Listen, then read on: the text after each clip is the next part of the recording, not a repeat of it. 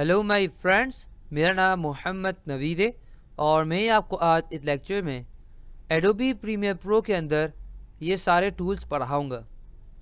तो सबसे पहले हमारे पास है सिलेक्शन टूल। सिलेक्शन टूल क्या करता है, हमारे कोई भी ट्रैक या किसी को सेलेक्ट करना होगा तो डेफिनेटली हम लोग सिलेक्शन टूल का इस्तेमाल करेंगे। किस तरह ज़रा देख लें। सबसे पहले मैं टूल बॉक्स में आऊँगा और उसके बाद ये एरो नज़र आ रहा है, डेफिनेटली इस पर क्लिक कर दूँगा। अगर आप इस पर होवर रखें, अगर आप डेफिनेट अपना माउस खाली इसके ऊपर रखें तो आपको ये अपना नाम बताएगा, साथ ही साथ इसके कीवर्ड यानी कि शॉर्टकट की बताएगा। यानी कि अगर मैं कोई काम कर रहा हूँ या अगर मैं कोई दूसरा टूल इस्तेमाल कर रहा हूँ तो अगर मुझे इस पर काम करना है तो कोई ज़रूरी नहीं कि मैं यहाँ पे आऊँ, उस पर क्लिक करूँ।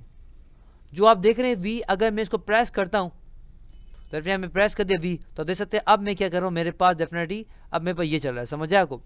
तो बेसिकली अगर आपको कोई भी टूल को सेलेक्ट करना हो तो कोई ज़रूरी नहीं कि आप यहाँ पे आए। बेसिकली आप देख रहे हैं, अगर हम बात करें रेड स्ट्रेच टूल की तो आर मतलब क्या होता है, बेसिकली अगर आप आर जब भी दबाएंगे तो ऑटोमेटिकली ये टूल एक्टिवेट हो जाएगा। सबसे पहले हम बात कर लेते हैं कि भाई सिलेक्शन टूल है क्या। बातें तो बहुत हो गई ना हमारी। सिलेक्शन टूल बेसिकली क्या करता है, हमारे पास सेलेक्ट करता है। यानी कि अगर मिसाल लें कि अगर मुझे को सेलेक्ट करना है तो सेलेक्ट में क्लिक करूँगा, डेफिनेटली वो सेलेक्ट हो गया। अब मैं क्या कर सकता हूँ इसके ज़रिए मैं इसको क्लिक और ड्रैग करके यहाँ वहाँ कहीं भी रख सकता हूँ। साथ ही साथ अगर मेरे पास कोई ऐसी वीडियो है, फॉर एग्जांपल अगर मिसाल है कि मेरे पास यहाँ पे मैं डबल क्लिक किया और यहाँ पे आके मैंने एक पिक्चर ले ली, सही है। अब मेरे पास कोई पिक्चर है तो मैं सिंपली क्लिक और ड्रैग करूँगा यहाँ पे, तो देख सकते हैं मेरे पास यहाँ पे एक पिक्चर आ गई, सही है। मगर आप देख सकते हैं बहुत कम टाइम के लिए आई हुई है। मैं ये चाहता हूँ ये आखिर तक पिक्चर आए, तो मैं क्या करूँगा, सिलेक्शन टूल का इस्तेमाल करूँगा और उसके बाद आप ये देख सकते हैं कुछ आ गया, सही ना। उसको क्लिक और ड्रैग करूँगा तो आप देख सकते हैं मैंने इसको टाइम बढ़ा दिया। समझ आया आपको? तो बेसिकली अगर आपके पास कोई ऐसी चीज़ है यानी कि कम टाइम के लिए है और अगर आप इसका टाइम बढ़ाना चाहते हैं तो डेफिनेटली आप सिलेक्शन टूल के ज़रिए इसको कर सकते हैं। क्या करना है आपको मैं बताता हूँ वापस से। आपको सिलेक्शन टूल डेफिनेटली इसका इस्तेमाल करना है और आप जैसे यहाँ पे आएंगे डेफिनेटली यहाँ पे एरो आपका चेंज हो जाएगा। आपको क्या करना है, यहाँ पे सिंपली क्लिक और ड्रैग करना है इसको यहाँ तक, तो आप देख सकते हैं मेरे पास ये बड़ा हो गया, खींच गया। समझ आया आपको? तो बेसिकली डेफिनेटली सिलेक्शन टूल इस काम के लिए भी आता है। क्लिक करता हूँ और उसको डिलीट कर देता हूँ। उसके बाद हमारे पास है ट्रैक सेलेक्ट फॉरवर्ड। यानी कि अगर हम मिसाल लें तो डेफिनेटली ये हमारे पास ट्रैक है, यानी कि ये ट्रैक है, ये ट्रैक है। समझ जाए आपको? तो अगर आपको सेलेक्ट करना हो फॉरवर्ड यानी अगर शुरू सेलेक्ट करना हो तो डेफिनेटली आप ये इस्तेमाल कर सकते हैं। बैकवर्ड यानी पीछे से इसको सेलेक्ट करना हो तो ये इस्तेमाल कर सकते हैं। अब मैंने बातें क्या की, मैं आपको दिखाता हूँ। मैं सबसे पहले क्या करता हूँ, यहाँ पे दूसरा टूल है वो मैं इस्तेमाल करता हूँ जिसका नाम है ट्रैक सेलेक्ट बैकवर्ड टूल। मैं इस पर क्लिक करता हूँ, आप देख सकते हैं मेरे पास ये टूल एक्टिवेट हो गया है। मैं क्या करूँगा, उसके पीछे आऊँगा और पीछे आने के बाद मैं इसको सिंपली क्लिक और ड्रैग करूँगा तो देख सकते हैं मैंने इसको यहाँ खींच दिया। समझ जाए आपको? अगर मुझे इसको आगे से खींचना है और अगर मैंने बैकवर्ड टूल का इस्तेमाल मैं कर रहा हूँ और क्लिक और ड्रैग करता हूँ तो देख सकते हैं मेरे पास यहाँ पे कुछ भी नहीं हो रहा। अगर मुझे आगे सेलेक्ट करना है और आगे से इसको लेकर आना है तो मैं क्या करूँगा, यहाँ पे अब मैं फॉरवर्ड का इस्तेमाल करूँ जो आगे का है। तो अगर मैं आगे से करूँगा डेफिनेटली अब मेरे पास आगे आ रहा है। ये आगे का जो टूल है अगर मैं इसको पीछे का इस्तेमाल करता हूँ डेफिनेटली वो इस्तेमाल नहीं हो रहा। अब जो मैंने किया इसकी बहुत अच्छी मिसाल हम ले सकते हैं। फॉर एग्जांपल एक गाड़ी है, ख़राब हो गई, सही है।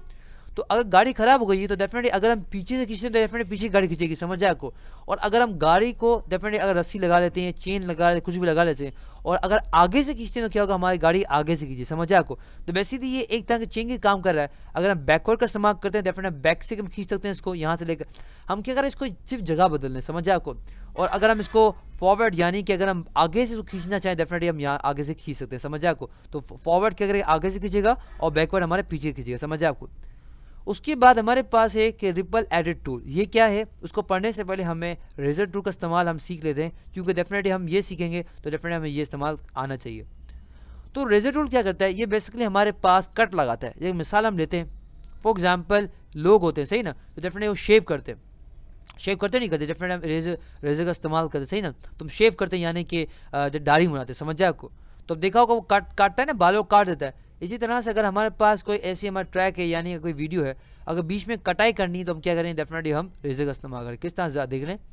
मैं क्या करूँगा, यहाँ पे आऊँगा और मैं यहाँ पे रेजर पर क्लिक कर देता हूँ। आप देख सकते हैं मेरे पास ये टूल एक्टिवेट हो गया है और अब मैं कहीं भी जाके क्लिक करूँगा तो आप देख सकते हैं मेरे पास यहाँ क्लिक किया और अब मैं इसको क्लिक और ड्रैग करता हूँ, देख सकते हैं मेरे पास यहाँ पे बीच में दो हिस्सों में कट गया। समझ जाए आपको?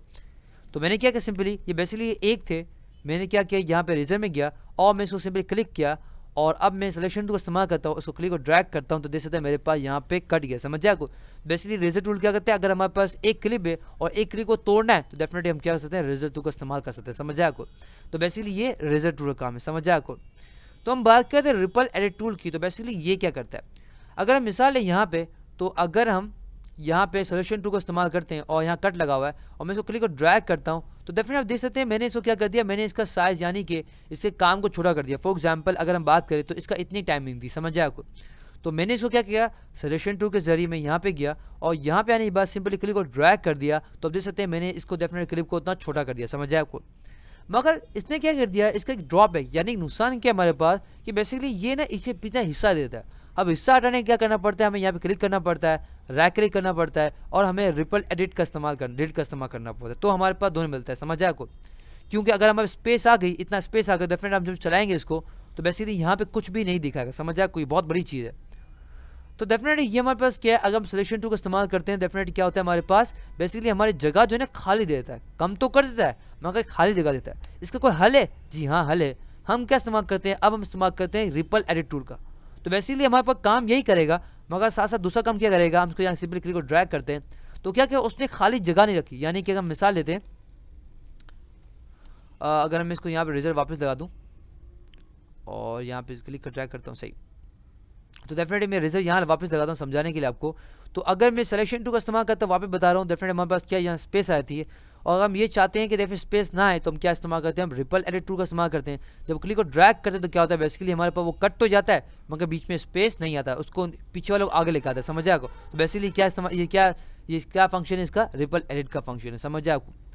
उसके बाद हमारे पास है रोलिंग एडिट टूल। ये बेसिकली क्या करता है मैं आपको अभी दिखाता हूँ। ये बेसिकली क्या कहते हैं, मैं यहाँ पे क्लिक करता हूँ और डेफिनेटली मैं यहाँ पे क्लिक को ड्रैग करता हूँ तो डेफिनेटली मेरे पास इस तरह लिखा है। समझ जाए आपको?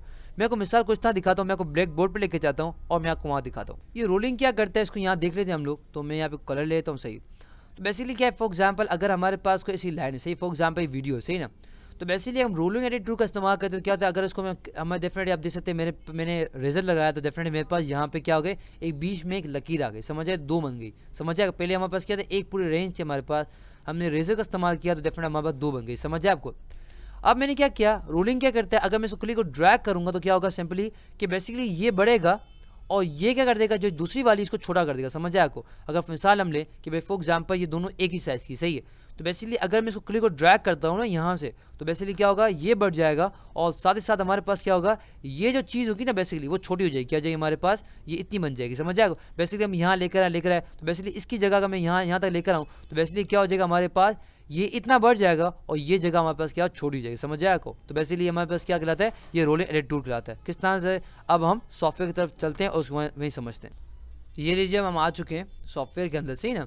तो हम बात करते हैं हमारे पास डेफिनेट रोलिंग, डेफिनेट ये टूल था हमने, तो हमने क्या क्या देखिए यही कर रहा है। तो बेसिकली क्या कर रहा है, अगर मैं इसको क्लिक को ड्रैग करता हूँ यहाँ पे तो डेफिनेटली अगर आप मैं तो जूम यहाँ पे कर दूँ, थोड़ा सा बढ़ा दूँ और थोड़ा जूम बढ़ा दूँ ताकि आप देख सकें। देख रहे हैं, मैं चलाना शुरू कर दिया, मैं इसको यहाँ इस तरह से रखता हूँ ताकि आपको अच्छे नज़र आ जाए, सही। तो बेसिकली क्या कर रहे हैं हमारे पास, रोलिंग क्या कर रहा है, अगर जब हम सिंपली क्लिक को ड्रैग करते हैं बेसिकली वो क्या कर रहा था, हमारे पास एक फ्रेम को ज़्यादा, जो एक होता है उसको ज़्यादा बढ़ाता है, उसको कम कर रहा है। देख रहे हैं? तो बेसिकली क्या हो रहा है, आप ये देख रहे हैं, ये ज़्यादा हो गया और ये हमारे पास कम हो गया। अगर सिंपली क्लिक को ड्रैग करता हूँ यहाँ पे तो आप देख सकते हैं कि मेरे पास ये पार्ट ज़्यादा हो गया और ये पार्ट कम हो गया। समझ आएगा? तो उसे एक क्लिप को ज़्यादा कर दिया और एक क्लिप को कम कर दिया। तो आप देख मैं दिखा मैं, तो बेसिकली क्या कर रहा है, ये क्लिप को ये कर रहा है और डेफिनेटली यहाँ पे इसको बढ़ा रहा है। समझ आया आपको? तो बेसिकली हमारे पास क्या था, ये रोलिंग एडिट टूल का काम है। उसके बाद हमारे पास है रेट स्ट्रेच टूल। ये क्या करता है, हमारे पास रेट को खींचता है। जैसे मिसाल आप देते हैं ना, जैसे आपने देखा होगा कि खींचते हैं लोग, खींचते नहीं, जैसे मिसाल मैं आपको देता हूँ कि रबर, तो रबर हम खींचते नहीं, रबर बैंड होता है तो खींचते हैं। तो बेसिकली अगर हमारा रेट क्या होता है, बेसिकली अगर हम टाइम को खींचना चाहें तो फिर यहाँ पे खींच सकते हैं। किस तरह से देख रहे हैं, सेलेक्ट कर लेता हूँ और इसको मैं डिलीट करता हूँ। तो मैं क्या करता हूँ, सिंपली क्लिक को ड्रैग करता हूँ यहाँ पे, सही ना, और इसको यहाँ लेकर आता हूँ।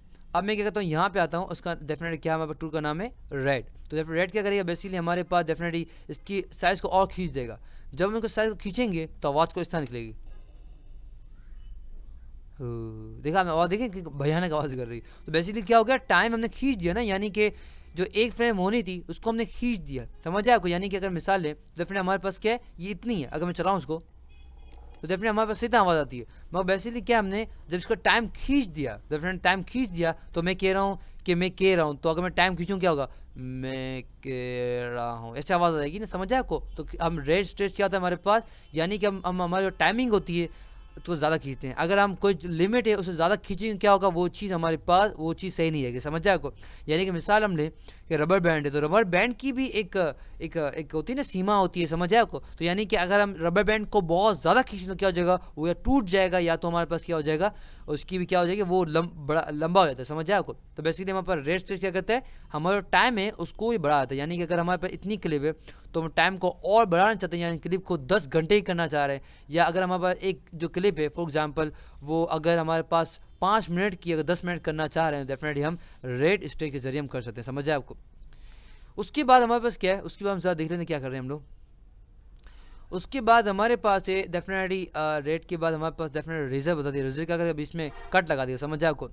उसके बाद हमारे पास है स्लिप टूल और हमारे पास है स्लाइड टूल। ये बेसिकली क्या, इसको हम ज़रा अगली लेक्चर में हम देखेंगे, समझ आए आपको।